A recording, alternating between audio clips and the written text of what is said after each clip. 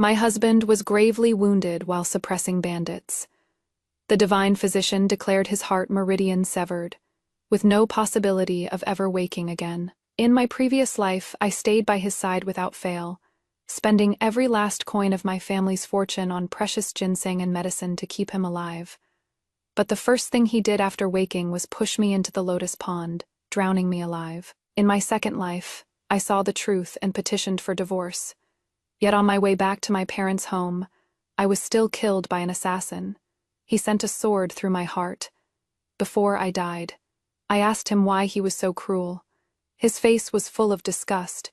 When your father used his status as Grand General to force me to marry you, he should have expected this day. Only with you, dead can ye rightfully marry me, and I will forever remain your father's most valued son-in-law. Only then did I understand he never intended to let me live.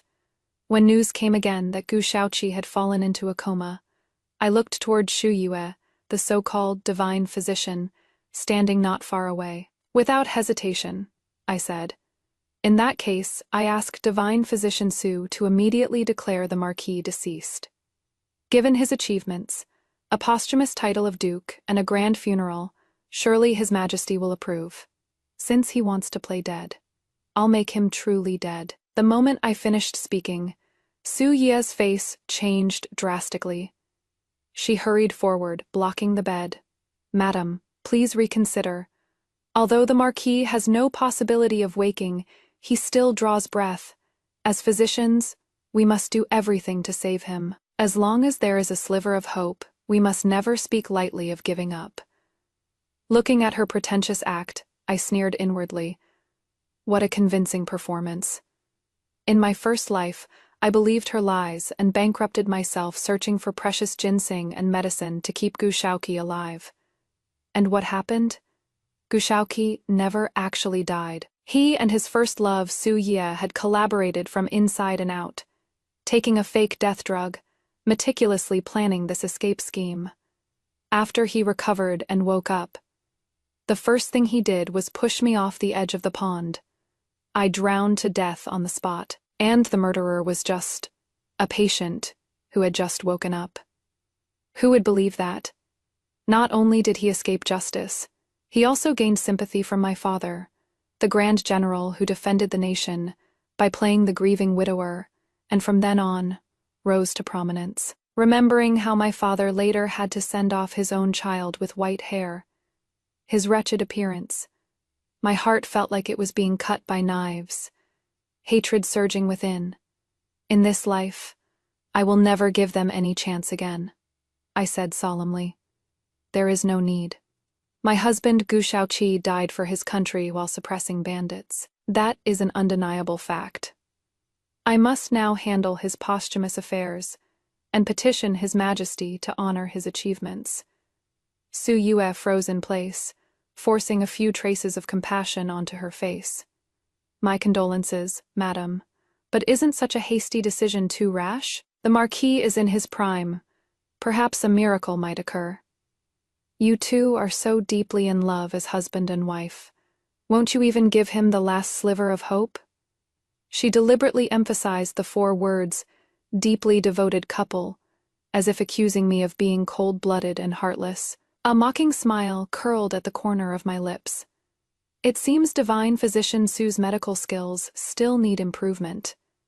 My words made her freeze. Without waiting for Su Ye to react, I continued. When all heart meridians are severed, meaning the 7-aperture exquisite heart meridians, are completely shattered, it is a sign beyond any hope of recovery, with no possibility of ever waking up. There is no such thing as a medical miracle. As a divine physician, when you clearly know the patient has no chance of survival, yet you still give the family such illusory hope, what are your intentions?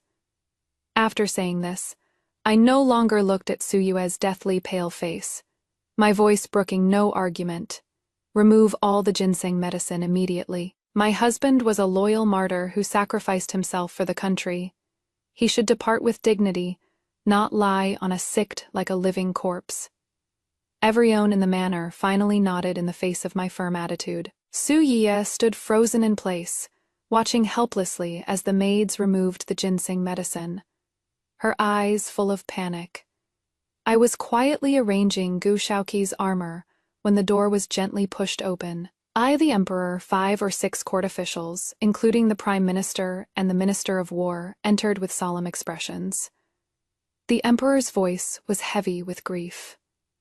"Lady Shen, you must restrain your grief and accept the circumstances. Take care of yourself. Shaoqi was a loyal minister and capable general. I will certainly make proper arrangements for his posthumous affairs and give you a proper account." I raised my head, with no tears on my face, only determination. "Your Majesty, as Shaoqi's wife, I wish to request Your Majesty to posthumously confer upon my husband the title of Duke Zhongguo, and humbly beg Your Majesty to allow my husband to be buried in the imperial mausoleum." As soon as the words fell, the room fell into silence. Several senior ministers exchanged surprised glances. They didn't expect me to be so calm, able to suppress my grief and fight for my husband's deserved honor.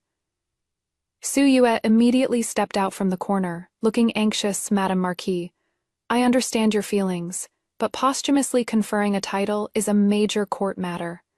I knew what she was worried about. Once he was posthumously conferred as Duke Zhongguo, it would be equivalent to officially confirming Gu Shaoqi's death at the court level. All her and Gu Shaoqi's subsequent plans would turn to nothing. So I simply ignored her, met the gazes of the senior ministers openly, and clearly stated the merits that qualified Gu Shaoqi for the posthumous title of Duke Zhongguo. The senior ministers went from surprised to solemn, then to moved. "Lady Shen, you are absolutely right. We were inconsiderate." The prime minister's voice was resolute. "The posthumous title of Duke Zhongguo must be requested from His Majesty." The emperor also nodded heavily, looking at me with eyes full of admiration. "Lady Shen, even in such grief, you can still calmly fight for your husband's deserved honor. Minister Gu was truly blessed through 3 lifetimes to have married you." The other senior ministers also chimed in, looking at me with eyes full of respect. Su Ye was completely left aside, unable to utter a single word of rebuttal. She could only watch helplessly as several important ministers discussed on the spot, settling the request for the posthumous title of Duke Zhongguo and the procedures for the state funeral. With matters finalized, I turned to the emperor and made one final request. "Your Majesty, according to regulations, the remains of loyal ministers who died for the country should be immediately interred in the imperial mausoleum. I humbly beg Your Majesty's grace to allow my husband to remain in the ancestral hall for a few days, to fulfill filial duties." The emperor immediately agreed and ordered the guards to assist. I took one last look at that handsome face on the sickbed, my expression completely blank. "Trying to escape by faking your death?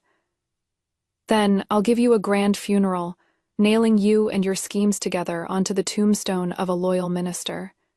The show has only just begun." Just as I expected, my mother-in-law and father-in-law, having received Su Yue's advance warning, were crying and making a scene in the ancestral hall.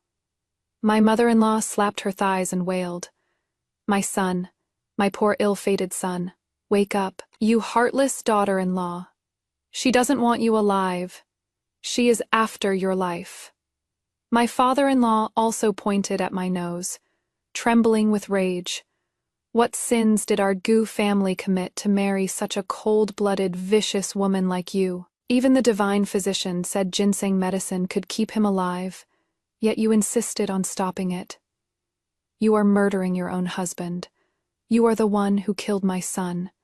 If it were my past life, facing such indiscriminate accusations, I would only feel heartbroken. But now my heart is filled with nothing but calm."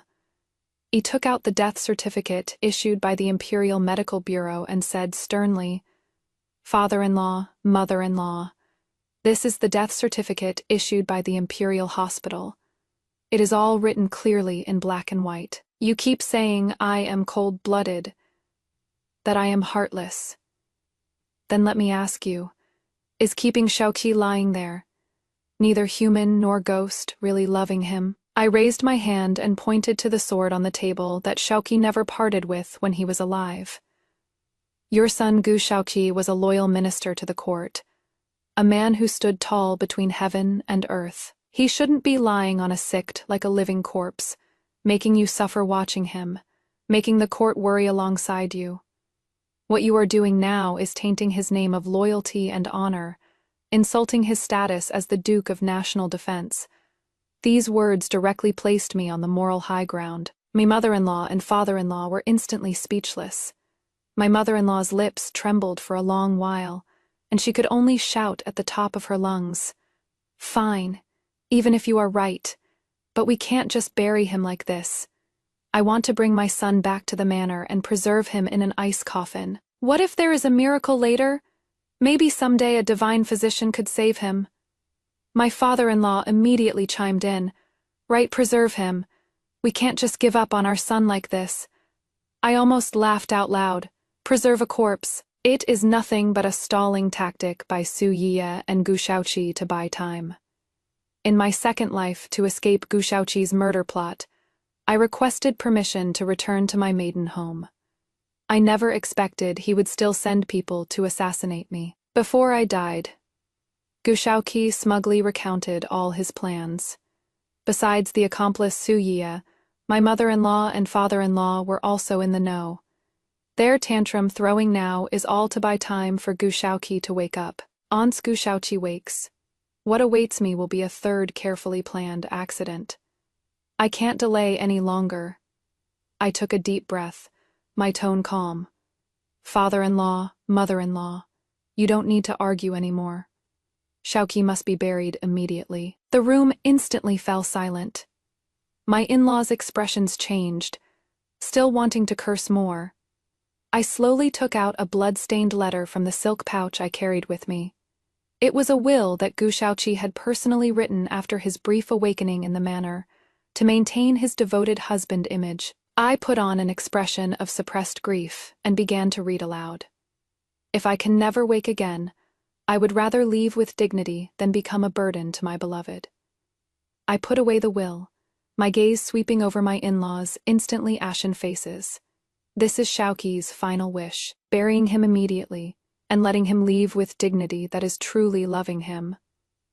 The way you are making a fuss now, is it to satisfy your own reluctance to let go? Or do you simply not care about Shaoqi's dying wishes at all? This counterattack left my mother-in-law and father-in-law gaping, unable to utter a single word. What could they say? Could they possibly deny their own son's final dying wish? Looking at the panicked eyes of my in-laws, I sneered inwardly. Gu Shaoqi, every word you used to build your image has now become a death warrant sending you off. This funeral, you can't escape it. Unable to stop it, my in-laws had no choice but to agree to hold the funeral. With reddened eyes, my mother-in-law insisted on keeping vigil for 3 days, according to hometown customs, obviously trying to stall for time. I understood clearly in my heart, but agreed on the surface. Late at night, the mourning hall was solemn, candlelight flickering. My in-laws pretended to keep vigil with me.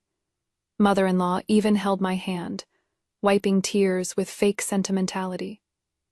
Shen girl, you are still young. Once Shaoqi's funeral affairs are settled, then just find a good family to remarry into. Your father-in-law and I will support you. Looking at her hypocritical teary eyes, I felt a wave of disgust. In my first life, when I was pushed from the pond's edge and died miserably, they were the first to jump out and wail that I had been too grief-stricken and accidentally slipped into the water. And now, they're actually here advising me to remarry. This family is rotten to the core. I am feeling a bit unwell. Let me go rest for a moment. I shook off my mother-in-law's hand, no longer wanting to play nice with this venomous snake. I turned and left the mourning hall, but didn't go far, just hiding outside the door. Sure enough, seeing me leave, my mother-in-law immediately moved closer to the coffin. She lowered her voice. Shaoqi, my son, wake up quickly. Once you wake up, we can find a chance to kill that woman, her family fortune, her father's military power, will all be ours exactly. Wake up quickly, we can't delay any longer, my father-in-law anxiously chimed in. In the darkness, my nails dug deep into my palms. This pain made me exceptionally clear-headed. The last trace of faint hesitation from personally laying my husband to rest now vanished completely. You want me dead. Want my family fortune? Fine, I'll send your precious son on his way right now. My mother-in-law and father-in-law finally went back to rest due to days of exhaustion, leaving me alone in the mourning hall.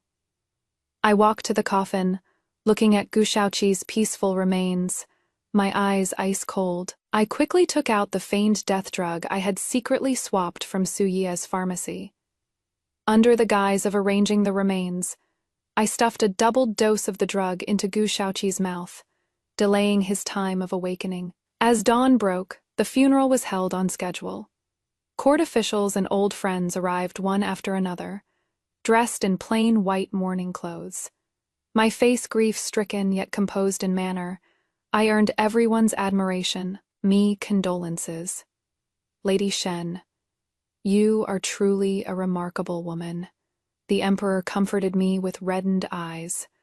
I nodded slightly, my gaze sweeping over my ashen-faced mother-in-law, father-in-law, and Su Ye at the back of the crowd. Raised the coffin, I personally draped the brocade bestowed by the court over it, watching as the coffin was steadily lifted. The hearse started moving, slowly heading toward the imperial mausoleum amid the solemn royal procession. Sitting in the carriage, I couldn't help but glance at the sky outside the window. Time was running out. I had to watch Gu Shaoqi be placed into the tomb with my own eyes before the feigned death drug wore off. Otherwise, the tragic deaths of my previous 2 lives would be my fate. Just as the procession sped toward the royal cemetery, my mother-in-law and father-in-law suddenly rushed out from the roadside. They spread their arms wide, blocking the hearse dead in its tracks. Stop right now. My mother-in-law threw herself onto the coffin, pounding the lid with all her might, tears and snot streaming down her face. You can't bury him. You can't bury my son. You vicious woman. You won't even let us accompany him on his final journey. You are heartless. My father-in-law was also weeping bitterly, clutching the coffin, Shaoqi. My ill-fated son. The guards hurriedly stepped forward to restrain them, and the scene descended into chaos. Sai suddenly remembered the scene before my death in my second life. Back then, I was assassinated by people sent by Gu Shaoqi, lying on the roadside on my last breath. Mother-in-law and father-in-law stepped down from Gu Shaoqi's carriage, their eyes looking at me filled only with the satisfaction of a plan coming to fruition. Mother-in-law even said to Gu Shaoqi, "Hurry up, throw this Jinx's corpse into the mass grave, clean and neat. No one will find out." This memory instantly pulled me back to reality. I took a deep breath, pushed open the carriage door, with grief on my face. Father-in-law, mother-in-law, the dead cannot be brought back to life. It is precisely out of respect for Shaoqi that we must send him off grandly according to court regulations. How can Shaoqi depart in peace if you act like this? I stepped forward, seemingly to support mother-in-law. Mother-in-law, we cannot delay any longer. For Shaoqi's dignity, and for the sake of your health, we must be on our way. Dignity. My son is almost gone. What dignity do we need? Mother-in-law violently shook off my hand, her bloodshot eyes glaring at me intensely. Seeing that she could no longer delay, she finally shouted, "He can't be buried. My son isn't dead at all. You are murdering your own husband." The moment these words came out, everyone present was shocked. All the important officials, old friends, and relatives who came to see him off were stunned. Murdering her own husband. They looked at mother-in-law in disbelief, then turned to me. Pride showed in mother-in-law's eyes, but just as she was about to speak, my tears had already fallen. I raised my face, showing no panic, only deep sorrow. Mother-in-law, acting like this. You are making Shaoqi unable to depart in peace.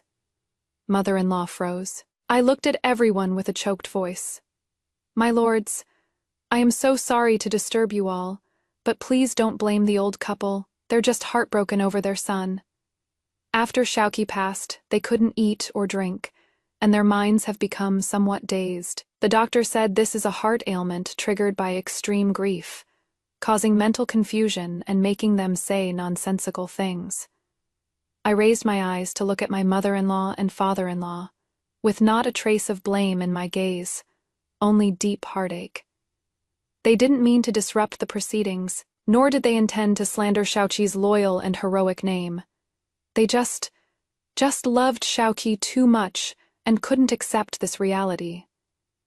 These words were spoken with such sincerity, just like in my first life, when my mother-in-law and father-in-law twisted the truth in front of the court's investigation team. Sure enough, as soon as I finished speaking, everyone's gazes toward my in-laws turned into deep sympathy. So that is what happened. The emperor nodded gravely, his eyes filled with admiration and pity as he looked at me. Lady Shen, how difficult it must be for you despite your own grief. You still think of the elderly. The Prime Minister also sighed. Indeed, for white-haired parents to send off their black-haired child, the blow is too great. Quick, help the two elders to rest and summon the imperial physician. Several guards immediately stepped forward, half supporting and half escorting my still cursing in-laws away from the hearse route. Their struggling and wailing, in everyone's eyes at this moment, instantly transformed into the grief of parents who had lost their beloved son. The hearse started moving again.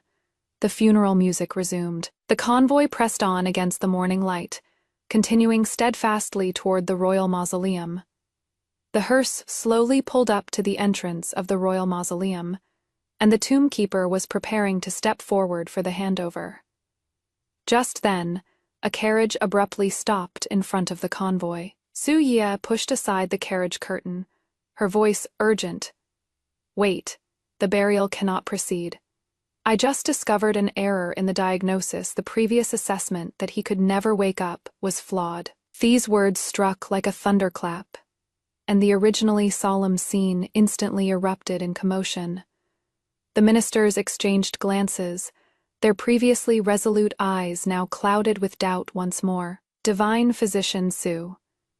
I quickly stepped forward to stop her. Do you know how cruel it is to make the family go through having their hopes crushed again? Xiaoqi has already passed on. Su Yiye glanced at me and deliberately raised her voice, passed on. Madame Gu, don't you want to give Xiaoqi a chance at survival? What if he is really still alive? These words were impeccable. Under everyone's silent gaze, I had no choice but to step aside and allow Su Yue to open the coffin for examination. As the coffin lid was slowly opened, Su Yiye eagerly stepped forward. But after clearly seeing Gu Xiaoqi's face, she subconsciously glanced at the sky, her brows furrowing, taking advantage of a blind spot. Su Yiye pressed her fingers hard into Gu Xiaoqi's philtrum. Seeing no reaction from Gu Xiaoqi, she harshly scraped his wrist with her fingernails. The mother-in-law and father-in-law standing at the very front stared at the coffin without blinking, not daring to lose focus for even a moment. Time passed second by second in the silence, but Gu Xiaoqi in the coffin remained completely motionless, his complexion still a lifeless pale white. This can't be.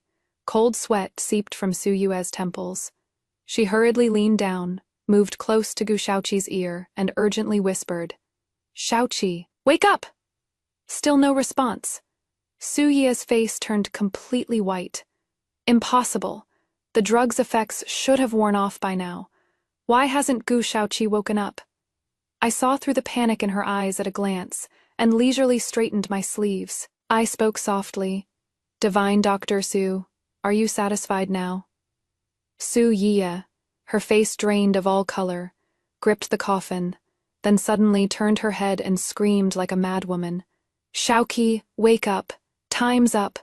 She had completely lost her usual calm composure, ignoring all the shocked gazes around her. Su Yue pressed her lips close to Gu Xiaoqi's face. Her voice choked with sobs. Xiaoqi, you should be awake now. Seeing this, the mother-in-law and father-in-law also staggered forward. The mother-in-law desperately pounded on the coffin lid, her voice shrill, "My son, open your eyes and look at your mother." The father-in-law even braced his shoulder against the coffin, tears streaming down his aged face as he roared, "Shaoqi, if you don't wake up, you'll be buried alive." The three of them gathered around the coffin as if grasping at straws. Suya pressed her ear against the coffin lid, frantically searching for signs of life, while my mother-in-law and father-in-law's cries had already gone hoarse beyond recognition. But until the very end, Gu Shaoqi inside the coffin still showed no response. Su Yue's entire body went limp, nearly collapsing to the ground. Seeing her like this, the color gradually drained from my mother-in-law and father-in-law's faces. At this moment, my mother-in-law suddenly scrambled up from the ground, pointing at me with eyes nearly splitting with rage. "It is you, you vicious woman, who tampered with things. You killed my son." My father-in-law also seemed to have found an outlet, acting like a madman. "That is right. She has been wishing for Shaoqi to die all along." So she made her move. Afraid Shaoqi would wake up, Su Yie leaned against the coffin, her face deathly pale as she chimed in, "Madam Gu, my diagnosis couldn't possibly be wrong.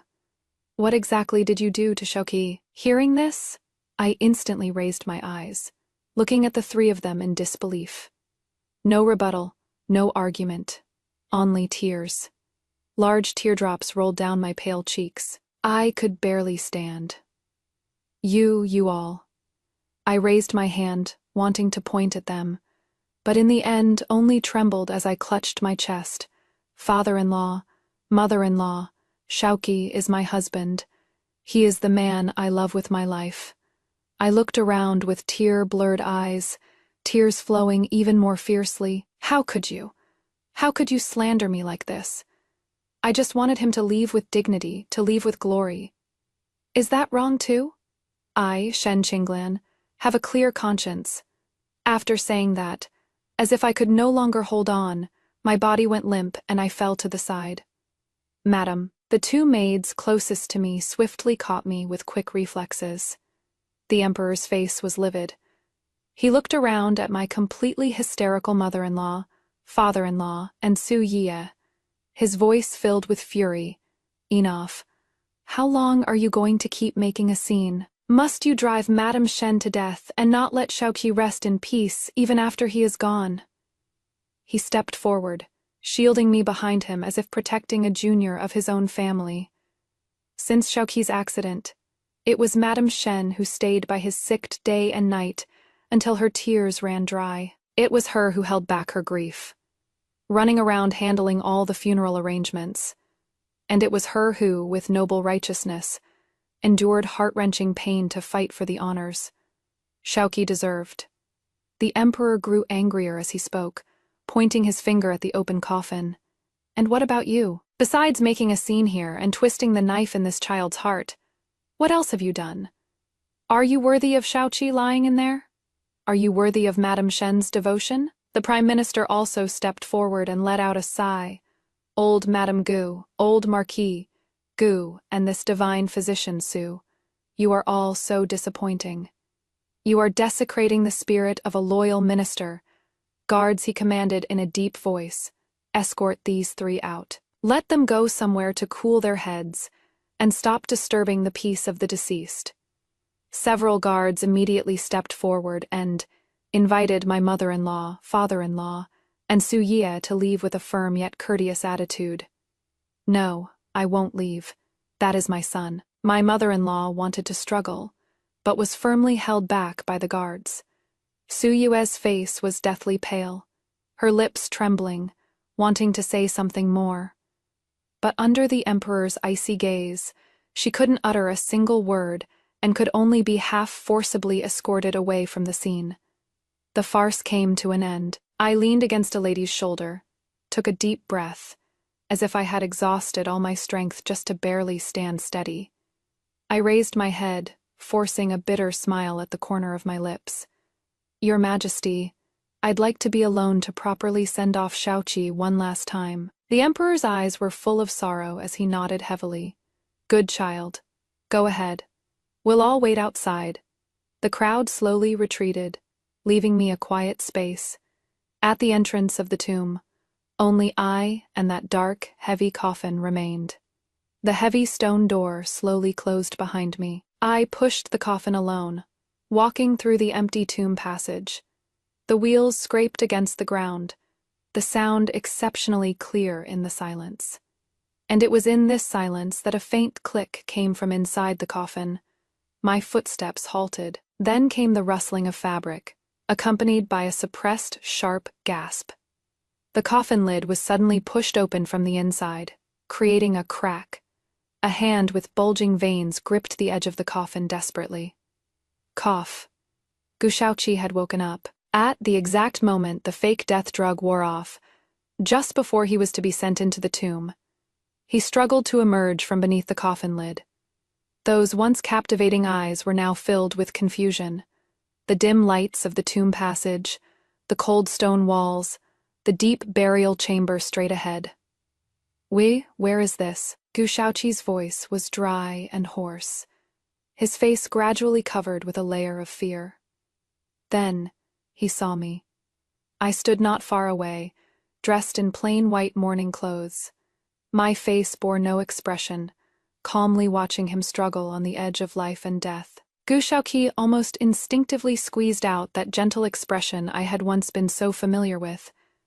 His voice carried a plea. "My lady, what is going on?" I only remember going to suppress bandits on imperial orders. Then an accident suddenly happened. How did I get back? Even now, at this point, he was still lying to me. I continued watching coldly, not uttering a word. "My lady, what are you trying to do? Hurry and get me out. I am not dead. It must be those quack doctors who misdiagnosed.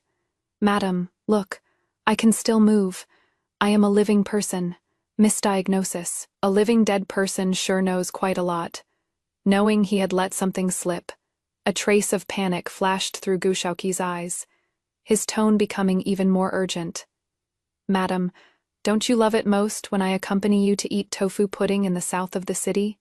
We'll go tomorrow. And you said you wanted to see the snow mountains. I'll petition His Majesty for permission and then take you there. What are you spacing out for, madam? After all these years of our marriage, we grew up together since childhood. Are you just going to watch me die?" I watched Gu Shaoqi's performance with cold eyes, my expression still icy. Gu Shaoqi finally understood what was happening, seeing that playing the emotional card was ineffective. The feigned affection on his face instantly peeled away. What replaced it was a ferocious threat. "Shen Qinglan. Think carefully, even if you kill me, you won't escape. Outside are all important court officials. Do you think you can get away with this? And your father, if he knew you were this vicious. I finally spoke, my voice so calm there wasn't a single ripple. The cold, eerie air from deep within the tomb chamber twisted Gu Shaoqi's figure. I slowly savored his ugly, struggling appearance. "You actually have the nerve to talk to me about being vicious. Gu Shaoqi, do you know what death tastes like?" Gu Shaoqi's face stiffened. "What the hell are you on about? I don't understand what you are saying. Let me out of here now. You don't understand." I chuckled softly. "No, you know exactly what I am talking about.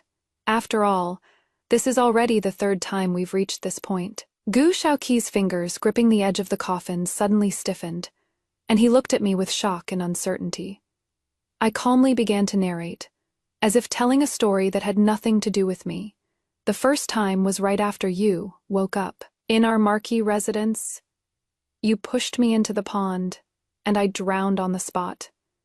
Gu Shaoqi froze instantly. His original plan had been laid bare by me without any warning. The second time, I got smarter and requested permission to return to my maiden home, thinking I could escape. I didn't expect that this time you'd directly send someone to assassinate me. While I was lying half dead by the roadside, you and your dear parents were right there discussing how to throw my corpse into the mass grave without leaving any traces. You are spouting nonsense." Gu Shaoqi's voice trembled as he tried to deny it. "Nonsense." I looked at him coldly. Then was I also spouting nonsense about you and Su Ye, plotting to make that fake death drug, after announcing there was no possibility of you ever waking up. She refused to remove the ginseng medicine. Wasn't that precisely to ensure you could wake up, as if it were perfectly natural, and that dear pair of parents of yours? What were they waiting for when they desperately tried to stop the burial just now? Weren't they just waiting for the drug to wear off? Waiting for their precious son to rise from the dead? Hearing me expose all of their conspiracy. The expression on Gu Shaoqi's face instantly shifted from shock to terror. The fake death drug was given by Su Ye, and my parents did know about it. But we originally only wanted to trick you into a divorce. The cold, eerie air coming from the depths of the tomb made him shudder. Gu Shaoqi incoherently confessed every detail. How he rekindled his old flame with Su Ye. How he schemed for my wealth. He even came clean about how they originally planned to push me into the pond. I was possessed by demons. He looked at me, crying bitterly. For the sake of our 10 years as husband and wife, please forgive me this once. Oh right, I suddenly interrupted him. I should also thank you for that suicide note you wrote to maintain your image. If it weren't for your line, unwilling to become a burden, leaving your parents speechless, I really would have had to put some thought into how to get you out of the manor. Gu Shaoqi froze.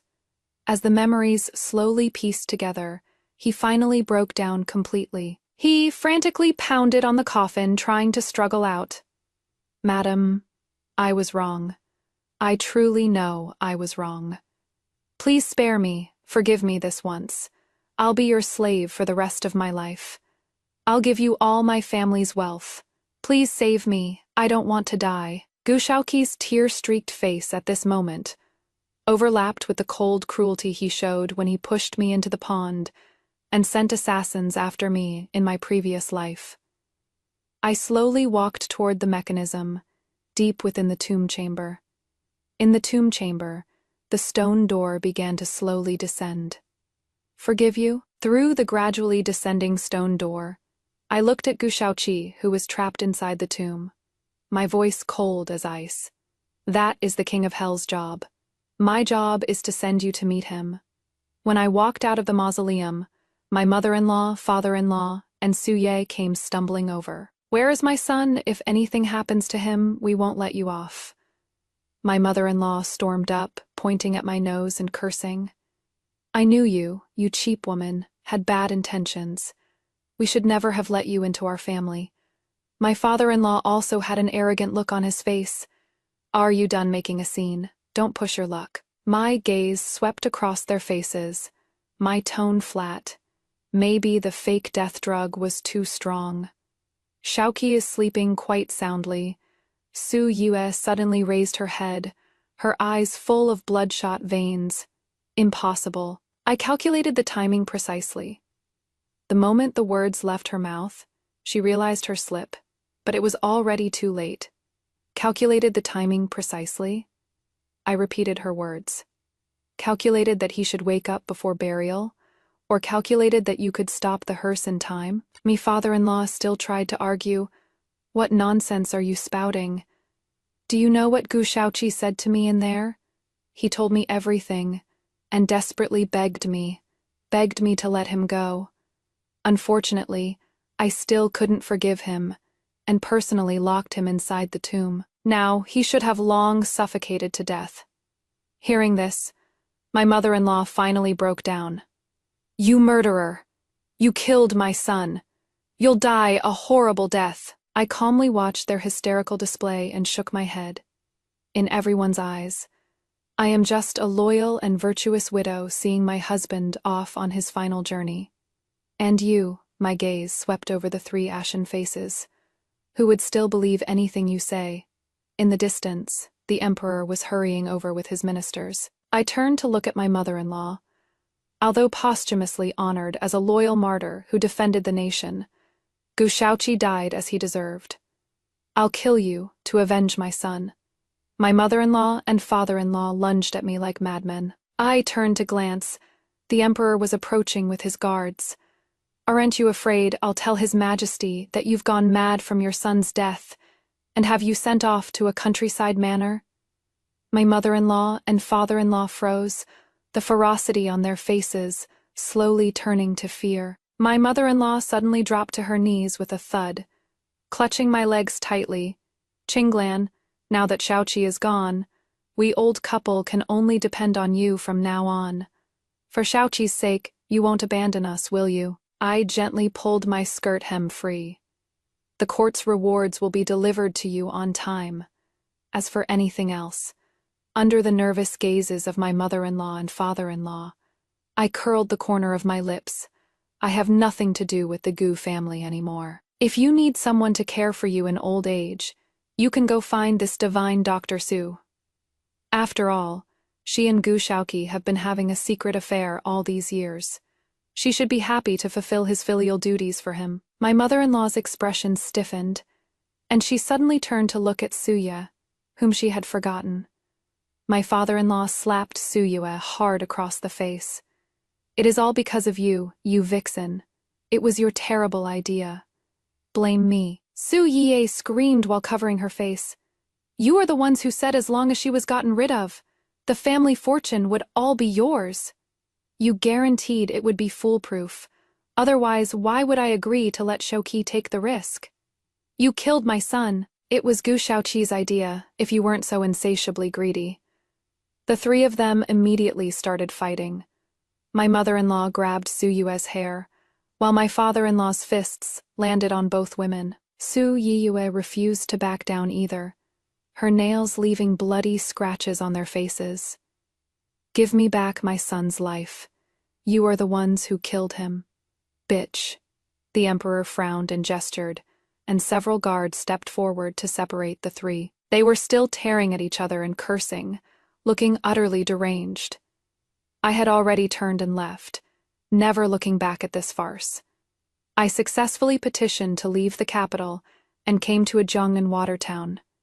After settling in, I wrote a letter home to father. He was stationed at the frontier, and his letter said all was well at the border, only that he missed his daughter.